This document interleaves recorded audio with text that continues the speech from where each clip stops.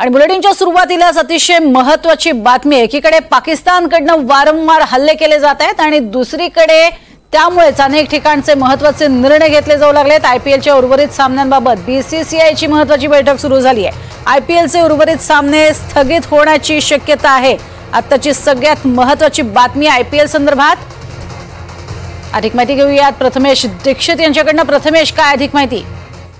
नक्कीच आता जे भारत आणि पाकिस्तान युद्धाच्या पार्श्वभूमीवर आपण जी काही परिस्थिती बघतोय देशामध्ये त्याच्यावरून भारत आणि म्हणजे आयपीएलचे सामने खेळवायचे की नाही याच्याबद्दल खूप मोठी परिस्थिती निर्माण झाली आहे। याला पार्श्वभूमी अशी आहे की पाकिस्तानमध्ये जी पाकिस्तान सुपर लीग चालू होती तिकडे काही ड्रोन अटॅक मध्ये रावलपिंडी स्टेडियमला काही नुकसान पोहोचवलं गेलं होतं, त्यामुळे तिकडे सुरक्षेचा प्रश्नचिन्ह निर्माण झाला होता। त्यामुळे पाकिस्तान सुपर लीगचे सामने हे दुबईमध्ये हलवण्यात आले।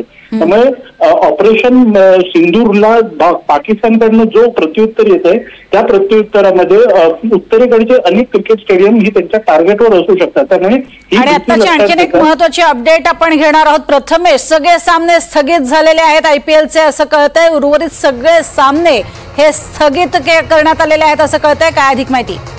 नक्कीच हा निर्णय येणं अपेक्षितच होतं प्रज्ञा, कारण ज्या प्रकारे आता मी सांगत होतो की विशेष करून उत्तरेकडील राज्यांमधील जी मैदान आहेत ही अतिरेक्यांच्या म्हणजे पाकिस्तानच्या टार्गेटवर असू शकतात, पाकिस्तानी हल्ल्याच्या टार्गेटवर असू शकतात हा अंदाज होता।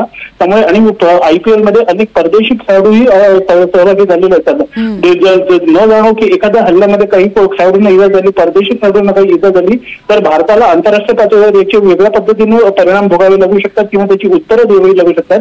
त्यामुळे संभाव्य धोका लक्षात घेता बीसीसीआयने हा निर्णय घेतलेला आहे। आणि जेव्हा देश एखाद्या संकटात असतो, एखाद्या युद्धजन्य परिस्थितीत असतो, तिकडे कुठल्याही प्रकारचा खेळ याला पहिलं प्राधान्य देता येऊ नये अशी भावना संपूर्ण देशभरात जनमानसात पसरलेली होती। त्यामुळे या जनमानसाच्या भावनेचा आदर राखून बीसीसीआयने हा निर्णय घेतल्याचं दिसतंय प्रज्ञा। नक्कीच अतिशय महत्त्वाची अशी ही बातमी म्हणावी लागेल। आयपीएलचे सामने स्थगित करण्यात आलेले आहेत। ज्या पद्धतीनं पाकिस्तानने हल्ले सुरू केलेले आहेत त्या पार्श्वभूमीवर हे सामने आता स्थगित करावे लागलेले आहेत। तर आयपीएलचे सगळे सामने आपण बघतोय स्थगित करण्यात आलेले आहेत। महत्त्वाची बैठक आयपीएलच्या उर्वरित सामन्यांसंदर्भात सुरू आहे।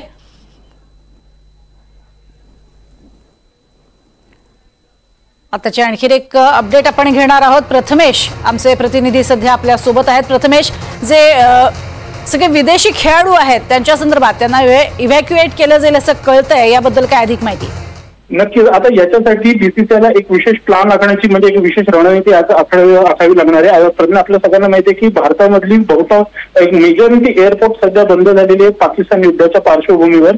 त्यामुळे आता त्यांना बाहेर परदेशी खेळाडूंना बाहेर काढायचं झालं तर भारताला विशेष रणनीती आखावी लागेल। आपल्याला माहिती आहे की पाकिस्तानने त्यांची एअर स्पेस वापरायला भारतीय विमानांना बंदी केलेली आहे। त्यामुळे जर या आता म्हणजे फॉर उदाहरण द्यायचं झालं तर न्यूझीलंडचे काही खेळाडू आहेत, ऑस्ट्रेलियाचे खेळाडू आहेत, साऊथ आफ्रिकेचे खेळाडू आहेत, या खेळाडूंना त्यांच्या देशात परतवायचं असेल तर वेगळ्या अल्टरनेटिव्ह एअर स्पेसचा भारताला विचार करावा लागेल।